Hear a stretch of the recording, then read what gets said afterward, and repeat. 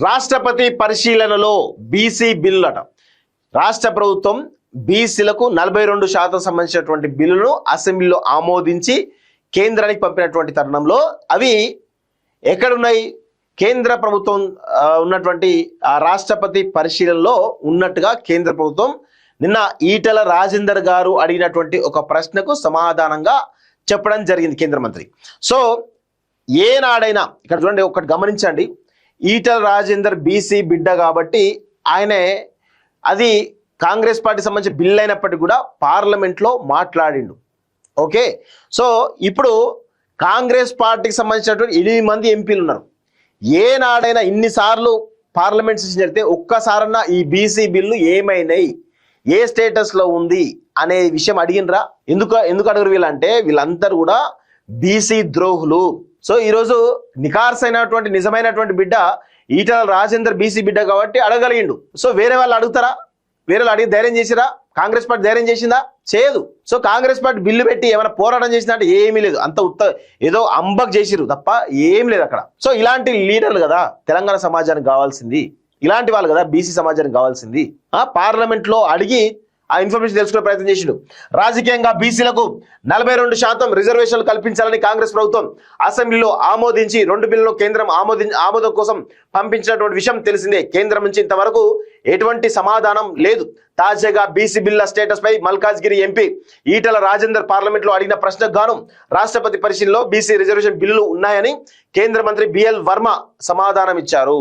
ఈటల రాజేందర్ ఎవరు? BJP party, కేంద్రంలో BJP పార్టీకి సంబంధించినటువంటి ఎంపీ.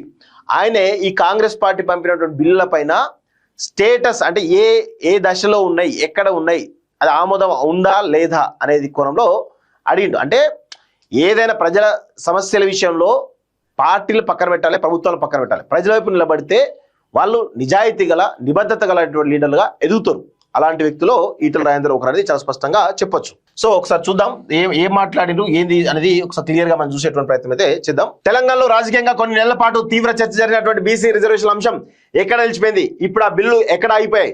రాష్ట్రం ఆపుతున్నదా, కేంద్రం మధ్య పెండింగ్ లో ఉన్నదా? చూడండి, రాష్ట్రం ఆపుతున్నదా, కేంద్రం మధ్య పెండింగ్ లో ఉన్నదా? BJP MP Etela Rajender parliament లో దీనిపై అడిగిన ప్రశ్నకు కేంద్ర సామాజిక న్యాయ శాఖ కీలక సమాధానం వెల్లడించింది. విద్యా ఉపాధి స్థానిక ఎన్నికల్లో బీసీలకు 42% రిజర్వేషన్ అందించడానికి సంబంధించి ఈ ప్రక్రియలో కేంద్ర ప్రభుత్వం ఆమోదం అవసరం. తెలంగాణ ప్రభుత్వం నుంచి ఏమైనా ప్రతిపాదనలు అందాయా? ఒకవేళ ప్రతిపాదనలు వస్తే ఇప్పుడు వాటి పరిస్థితి ఏమిటి అని ఈటల ప్రశ్న అడిగారు. ఇందుకు కేంద్ర సామాజిక న్యాయ శాఖ సహాయ మంత్రి బిఎల్ వర్మ సమాధానం ఇచ్చారు.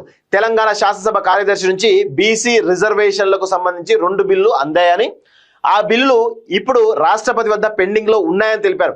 ఈ బిల్లును రాష్ట్రపతి పరిశీలిస్తున్నారని వివరించారు. బీసీలకు 42% రిజర్వేషన్ అందించాలని కాంగ్రెస్ ప్రభుత్వం సంకల్పించి శాసనసభలో బిల్లు ప్రవేశపెట్టిన సంగతి తెలిసిందే.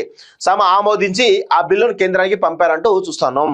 సో ఇప్పుడు ఏం చేశారంటే బట్టగాల్చి మీదేసారన్నట్టుగా, చేస్తే మీరు చేసుకోండి లేకపోతే లేదు, మా పని అయిపోయింది అన్నట్టుగా కాంగ్రెస్ పార్టీ వ్యవహారశైలి కనబడుతుంది. కాంగ్రెస్ పార్టీకి చిత్తశుద్ధి లేదు. ఎందుకు లేదు అంటే కాంగ్రెస్ పార్టీ బీసీ ద్రోహుల పార్టీ. ఎప్పుడు కూడా ఇప్పుడు కాంగ్రెస్ పార్టీ ఏమో కులాల కుంపట్లతోటి నడుస్తూ ఉంటుంది. ఒకటే సామాజిక వర్గం, రెడ్డి సామాజిక వర్గంతో ఆ రాజ్యం వెళ్ళేటువంటి పరిస్థితిలో కాంగ్రెస్ పార్టీ కనబడతా ఉంది.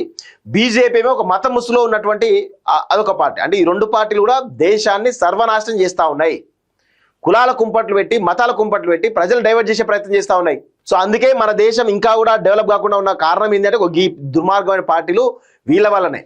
నిజంగా అభివృద్ధి మీద ఫోకస్ పెడితే ఇవన్నీ ఉండవు. ఈరోజు ప్రపంచ దేశాలు ఆ టెక్నాలజీ వైపు పోతా ఉంటే మనం మాత్రం మతం అనే, కులం అనే రుచిలో వెనకబడిపోతా ఉన్నాం. సో ఇప్పటికైనా మారండి.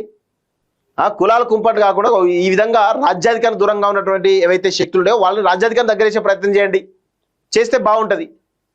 కానీ అది మనకు చేత కాదు.